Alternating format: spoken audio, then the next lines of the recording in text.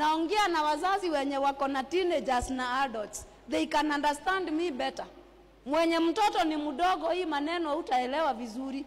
Kwa sababu unachapaka kofi 2 3 unarudisha kwa nyumba. Hii ma teenagers na nini? Unachapa kofi 2 anakuambia madhe kama sio heshima.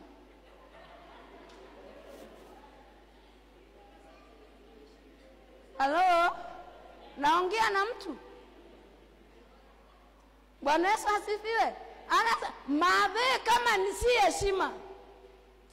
Chenye ningefanya na anatoka anaenda. Utafanya nini? Utafuata yeye. Umefuata mara 2 3 ukitoa mahali ukirudisha mara 4 unarudisha. Ya 4 atakunyonga. Wacha na yeye. Ambia Mungu shughulikia. Bwana Yesu asifiwe. Ambia mwenzako parenting inaanza in teenage. Real parenting. Unalipa school fees anaacha.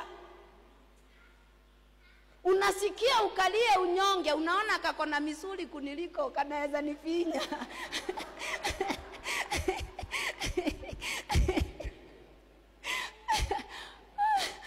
Jina la Bwana lipewe sifa. Haleluya. Bwana Yesu atukuzwe. You cannot please everyone. Naomba Mungu atuondoe katika hiyo nira katika jina la Yesu. Naona nikimalizia mahali pale.